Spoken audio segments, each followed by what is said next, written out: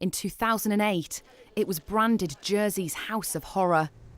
Physical, sexual and psychological abuse of children, with some claims stretching back as far as the end of the Second World War. Just the sight of these walls can strike fear into the hearts of those victims. And it's because of this the Care Inquiry report brought in a raft of recommendations, including demolishing this former home. Well, today it's run as a thriving activity centre and youth hostel. But despite hopes for a brighter future, it's still battling with its past. It's a well-known fact, often highlighted by politicians and islanders alike, that Jersey is in desperate need of more housing. Well, I spoke to one local estate agent earlier today who says there's a particular shortage of 1 and 2 bedroom apartments, which is exactly what JDC say they plan to build here. Well, today I spoke to Jersey's Harbour Master's office, who say they're disappointed to hear of the breakdown in relations between the RNLI and the St Helier lifeboat crew. They did, however, say that they're happy to continue to work with both parties to ensure the safety of all islanders. Similarly, the St Catherine's lifeboat crew are also happy to work with everyone, putting the safety of people first. They added that their services will continue to run as normal. Well, this normally busy road here on Tower Hill is closed due to roadworks. But Cathy isn't alone in writing to the planning department to say that this difficult turn here is a nightmare to drive on and a questionable place to put a new development. Now, many of you have been out and about enjoying the snow in Jersey today, but for some, it's not been quite as much fun. An army of volunteers from the Shelter Trust have been trawling the streets every night this week, battling sub-zero temperatures to keep an eye out for people who might be sleeping rough in the island.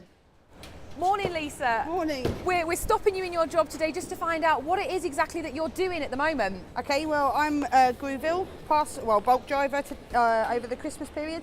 So our items come down the chute and then we load them into our Yorks, ready to put into our vans, into areas. From a bunny rabbit to a lapwing, these are just some of the animals the GSPCA have rescued so far this week, and it's all thanks to this man here. Steve, I guess we should be calling you the island's Dr. Dolittle. This little prickly creature is just 4 months old, and it's a difficult time of year for hedgehogs, with the nights drawing in quite close and they're just not spotted on the roads. Drew here runs the Jersey Hedgehog Preservation Group, and it's a busy time of year for you now, isn't it, Drew? This hall was once a prison to more than 100 islanders. They were held captive there for 29 days by Argentine forces with little food and water. Now, 35 years on, it sits at the heart of the community here at Goose Green. But despite this, the scars of war remain very much open for those islanders. There are minor or mini triggers, if you like. You know, we all love the air display, and then you get a helicopter come over, and of course now that's probably one of the most common things for service people, is the hearing of the helicopter will take them straight back probably to the most dangerous thing they had to do. This is a regular routine for Warren, hooked up to a machine 3 days a week for hours at a time.